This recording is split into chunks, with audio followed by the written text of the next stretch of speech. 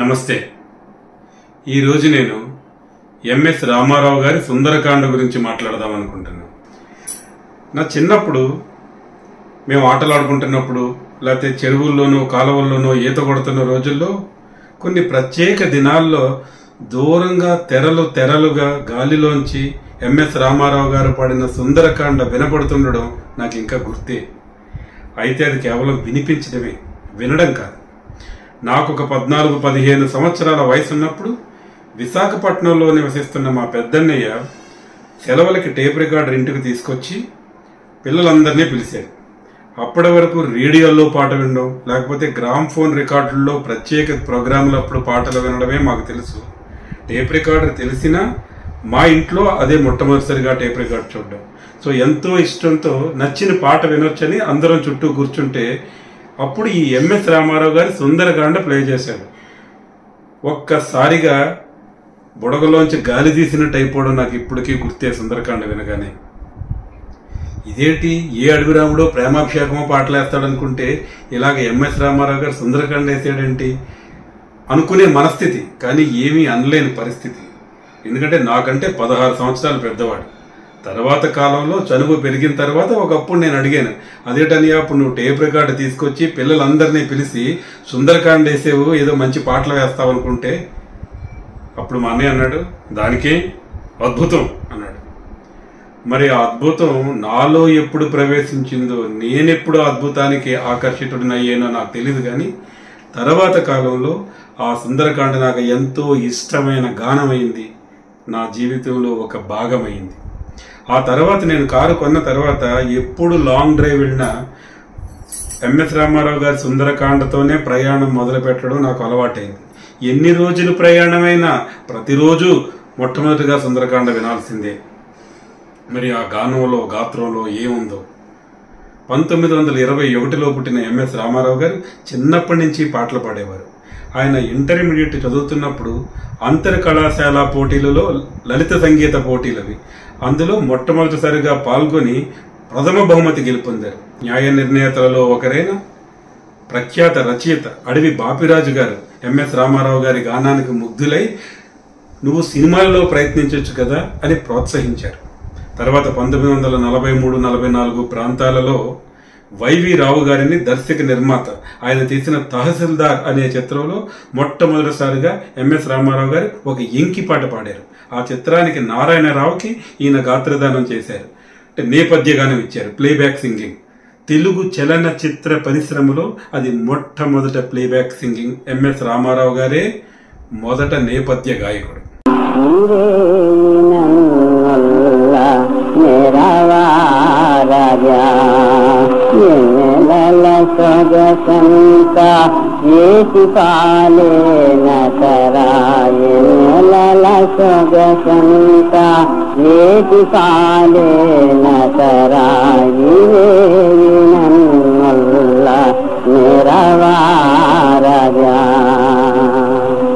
విన్నారు కదా, ఈ పాటలో కనిపించే బోటు నడిపేవాడుగా నటించింది కూడా ఎంఎస్ రామారావు గారేనట. నాకు ఆ పాట చూసే అవకాశం దొరకలేదు. ఆయన సినిమాల్లో నేపథ్య గానం ఇస్తూ లలిత సంగీతం కూడా ఆయన సొంతంగా రచించి స్వరపరిచి పాడుతూ ఉండేవారు.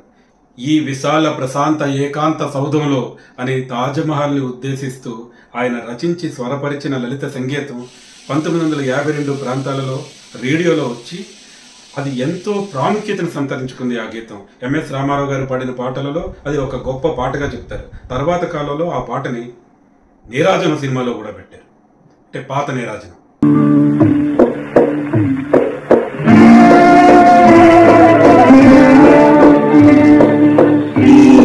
విశాల ప్రశాంత ఏకాంత సౌధంలో విదురించు జహాపనా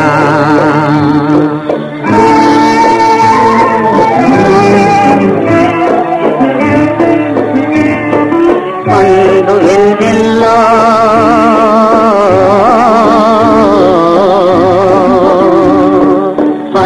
వెన్నెల్లో వెండి కొండల్లే తాజ్మహల్ ధవళ కాంతుల్లో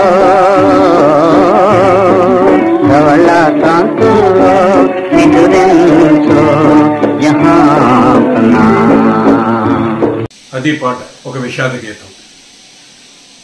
ఇంచుమించు 1944 నుంచి ఒక 20 సంవత్సరాల పాటు ఎంఎస్ రామారావు గారు మద్రాసులోనే ఉండి సినిమాలకి నేపథ్య గాయకుడిగా పనిచేశారు. తర్వాత సినిమాలలో వచ్చిన మార్పుల వల్ల 1963-64 ప్రాంతాల్లో ఘంటసాల గారి ప్రాబల్యం పెరగడం వల్ల మారిన పరిస్థితుల్లో ఎంఎస్ రామారావు గారు ఆర్థికపరమైన ఇబ్బందుల దృష్ట్యా రాజమండ్రికి వెళ్ళి అక్కడ ఒక లైబ్రరీనిగా ఒక 10 సంవత్సరాల పాటు పనిచేశారు. 1963-64 నుంచి 10 సంవత్సరాలు. అప్పుడు 1970లలో ఆయన పెద్ద కొడుకు బాబురావు గారు ఇండియన్ ఎయిర్ ఫోర్స్లో పైలట్గా చేశారు. 1971లో పాకిస్తాన్తో జరిగిన యుద్ధంలో ఆయన కనిపించకుండా పోయారు. గాలిలో అంతర్ధానమైన తమ కుమారుణ్ణి వాయుపుత్రుడైన హనుమంతుడే కాపాడాలని చెప్పి ఎంఎస్ రామారావు గారి దంపతులు నిత్యం హనుమంతుడిని సేవిస్తూ ఉండేవారు. కొంతకాలం తర్వాత కనిపించకుండా పోయిన బాబురావు గారు వెనక్కి వచ్చారు. రామారావు గారికి ఆంజనేయుడి మీద భక్తి మరింత పెరిగి ఒక కానుకగా భక్తితో తులసీదాస్ రాసిన హనుమాన్ చాలీసాని తెలుగులో అనువాదం చేశారు. ఆ తరువాత సుందరకాండ గేయ రచన చేసి స్వరపరిచి గానం చేశారు. అయితే ఒకరే రచించి బాణీగట్టి పాడితే, అంటే ఈ 3 ఒకలే చేస్తే వాళ్ళని వాగ్గేయకారులు అంటారు. అన్నమయ్య, త్యాగయ్య, క్షాత్రయ్య అటువంటి వాగ్గేయకారులు. సుందరకాండతో ఎంఎస్ రామారావు గారు కూడా ఆ కోవలోకి చేరిన వాగ్గేయకారుడిగా మారారని చెప్పక తప్పదు. ఎంఎస్ రామారావు గారి సుందరకాండ ఆయనకి ఎంతో పేరు ప్రఖ్యాతులు తీసుకొచ్చి ఆయన సుందరదాసుగా మార్చింది. అయితే సుందరకాండతో పాటు ఆయన బాలకాండ, అయోధ్యకాండ, అరణ్యకాండ, కిష్కింధకాండ కూడా రచించి స్వరపరిచి పాడారు. యుద్ధకాండ కూడా పాడాలి అనే ఆయన కోరిక తీరకముందే 1992లో ఆయన కాలం చేశారు. ఆయన నివసించిన చిక్కడపల్లిలో ఆయన నివసించిన వీధికి ఎంఎస్ రామారావు గారి పేరు పెట్టారు. ఇప్పటికి కూడా ఆ వీధి ఎంఎస్ రామారావు గారి వీధి పేరుతోనే పిలువబడుతుంది. సుందరకాండలో వీరు వినియోగించిన రాగాలు ఆయన సహజ ప్రతిభకు అద్దం పడతాయి. మొదటి చరణం మంగళకరమైన సింధు భైరవి రాగంతో మొదలవుతుంది.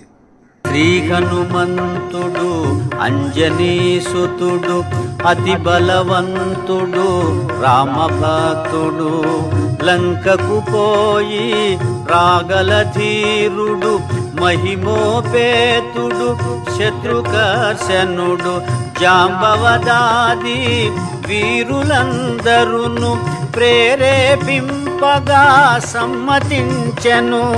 లంకేశ్వరుడు అపహరించిన జానకి మాత జాడ తెలిసి కొన్నా. తరువాత ఆయన దర్బారి కన్నడ, శ్రీరంజని, మాండు, కళ్యాణి, హిందోళం, మోహన, చక్రవాకం, భోపాలం, శ్రీరాగం, శుభపంతురావళి, వలజి ఇలా ఎన్నో రాగాలు ఉపయోగించారు. అది ఆయన సంగీత సంపద. భావానికి తగినట్టుగా రాగం ఎంచుకోవడంతో పాటు ఆ గాన ప్రవాహం ఒక రాగం నుండి మరో రాగానికి అతి తేలికగా మారుతూ చెవికి ఎంతో ఇంపుగా వినబడుతుంది, మనసు నిండిపోతుంది. ఇక రచనా సరళి చూస్తే తేలికగా భావం అర్థమయ్యేటట్టు రచించడమే ఆయన ఉద్దేశంలా కనిపిస్తుంది. అంత్యప్రాసతో అలతి అలతి పదాలతో ఒక చక్కని లయతో ఇమిడిపోయేలా ఆయన రచించారు. 64 సర్గలతో ఉన్న సుందరకాండని సందర్భాన్ని బట్టి ఘటనలుగా 2 చరణాలు, 4 చరణాలు, 5 చరణాలు, 8 చరణాలుగా విడగొట్టి ఆ సందర్భానికి సరిపడే రాగాన్ని వాడుకుంటూ ఆయన గానం చేశారు. సుందరమైన అశోకవనమున తను కూర్చొనిన తరువు క్రిందున కృంగి కృషించిన సన్నగిల్లిన శుక్లపాక్షపు చంద్రరేఖను ఉపవాసములా వాడిపోయిన నివురుగపిన నిప్పు కణమును చిక్కిన వనితను మారుతిగాంచెను రాక్షస వనితల క్రూరవలయమున. సీతాదేవిని అశోకవనంలో చూసినప్పుడు హనుమంతుడు వర్ణించిన ఈ వర్ణన కృంగి కృషించిన శుక్లపక్షపు చంద్రుని వలె ఉంది అంటారు. ఇది వాల్మీకి రామాయణంలో చేసిన వర్ణనే. ఇదే కాదు, ఈ సందర్భంలో ఆయన చేసిన వర్ణనలన్నీ కూడా వాల్మీకి రామాయణంలోని వర్ణనలే. మాసిన సీత వసనమును దాల్చిన మన్నును పుట్టిన పద్మమును, పతి వియోగ శోకాగ్ని వేగిన అంగారిక పీడిత రోహిణిని, ఇవన్నీ వాల్మీకి వాడిన ఉపమానాలే. వాల్మీకి రామాయణాన్ని అంటి పట్టుకునే ఎంఎస్ రామారావు గారి సుందరకాండ రచన సాగింది. అలాగే కొన్ని చరణాలకి చివర శతకాలకు మకుటం వచ్చినట్టు కొన్ని చరణాలకి ఆయన ఒకే పంక్తి, ఆఖరి పదం, ఒకే పదం వాడుకుంటూ ఒక చక్కని అందాన్ని తీసుకొచ్చారు సుందరకాండలో. లంకానగర వైభవాన్ని, పుష్పక విమానాన్ని చూసినప్పుడు హనుమంతుడు మారుతి గాంచెను అచ్చరు వందుతూ అనే పదం మళ్ళీ వస్తుంటది. అలాగే సీతను వెతుకుతూ వెళుతున్నారు అని చెప్పడానికి మారుతి వెతికెను సీతను కనుగొన అంటారు. సీత కనిపించిన తరువాత సీత పరిస్థితికి చూసి మారుతి వగచెను సీతను కనుగొని అంటారు.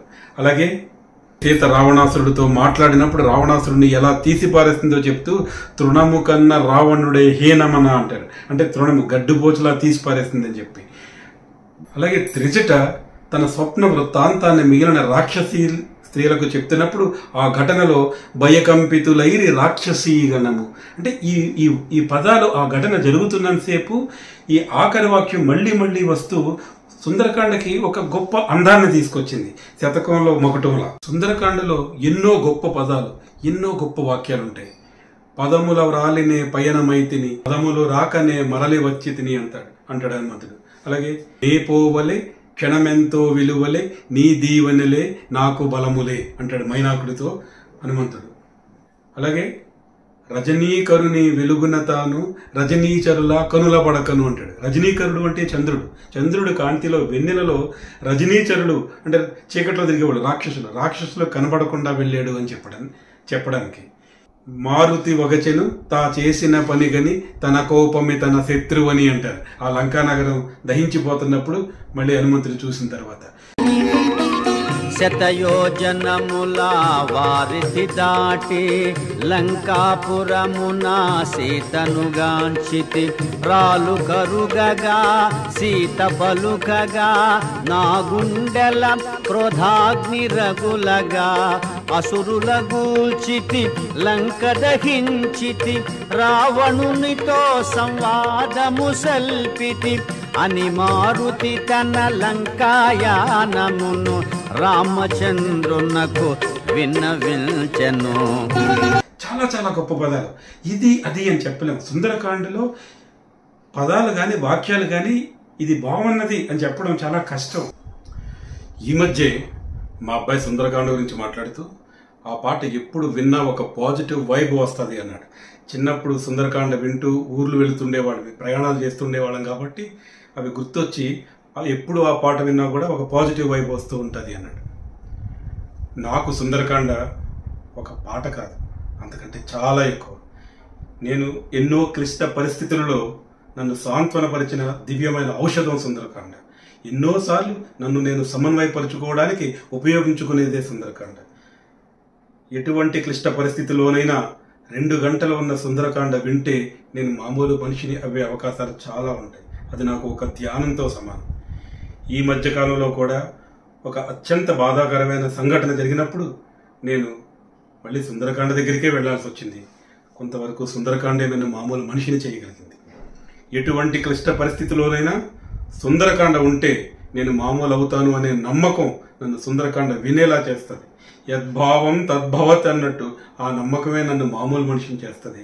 ఆ నమ్మకమే నాకు ధైర్యాన్ని ఇస్తుంది. ఆ నమ్మకమే నేను పరిస్థితులు తట్టుకుని నిలబడేలా చేస్తుంది. అలాగని నేను సుందరకాండను తక్కువ అంచనా వేయటం లేదు.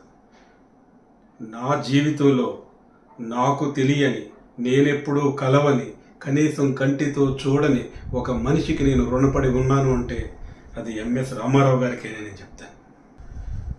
బ్రతికినన్నాళ్ళు నీ భజన తప్పను గాని మరణ కాలమునందు మరుతునేమో ఆ వేళ యమదూతలాగ్రహంబున వచ్చి ప్రాణములు పెకలించి పట్టునప్పుడు కఫవాత పైత్యములు కప్పగా భ్రమచేత కంపముద్భవమంది కష్టపడచు నా జిహ్వతో నారాయణాయంచు నిన్ను పిలుతును శ్రమచేత పిలవలేను అంటాడు శేషప్ప కవి నరసింహ శతకంలో. మరణం అనివార్యమైన అనూహ్యం. ఎప్పుడు ఎవరికి ఎలా వస్తుందో చెప్పలేము. నా జీవితపు చివరి క్షణాలలో అవి నా చివరి క్షణాలని నాకు తెలిస్తే, నా ఇంద్రియాలు నా స్వాధీనంలో ఉంటే, పరిస్థితులు నా ఆధీనంలో ఉంటే, నేను ఎంఎస్ రామారావు గారి సుందరకాండ వింటూనే వెళ్ళిపోతాను. మరొక అంశంతో మళ్ళీ కలుద్దాం.